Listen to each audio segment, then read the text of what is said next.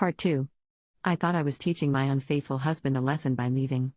Turns out, he's happier, and I'm not. I left him to make him realize what he'd lost. The house feels enormous now. Every room echoes.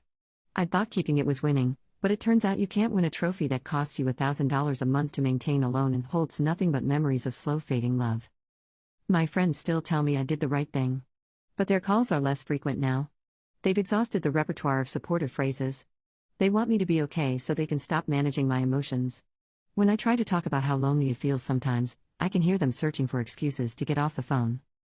I tried dating. The apps are brutal. Men my age want women 10 years younger. Men who want women my age have a lot of life experience that makes mine look like a carry-on. I went on 6 dates in 3 months. On every single one, I found myself comparing them to Ryan. Not the Ryan who cheated, but the Ryan from year 3, before I'd started taking him for granted. I drove past his new apartment once. Twice. 5 times. It's smaller than our house, but the lights were always on, warm and inviting. I never saw inside, but I pictured it. Uncluttered. Peaceful. A place where he didn't feel like he was constantly failing an impossible test. My sister came to visit last month. She walked through the house and said, "You got what you wanted." It wasn't a compliment.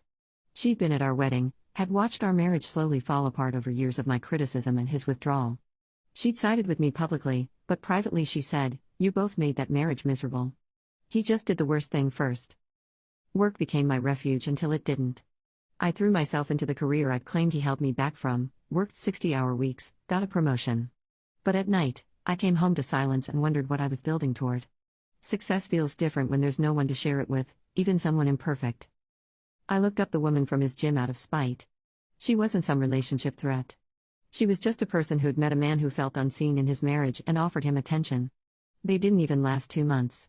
Ryan had chosen loneliness over her pretty quickly, which somehow made it worse. He hadn't left me for someone better. He just left. The worst part is the clarity that comes too late.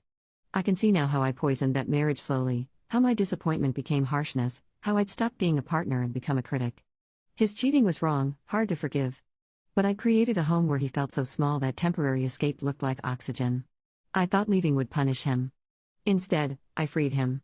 And I'm the one sitting in a house that's too big, with friends who are tired of my pain, staring at a life I orchestrated to prove a point to someone who's already moved on. I see his social media sometimes. He looks lighter. He goes hiking now, something I'd always refused to do with him. He's learning guitar. He has friends I never met, a life I'm not part of. He's rebuilding himself into someone who might actually be happier than the person he was with me. And I'm still here. In the house. With a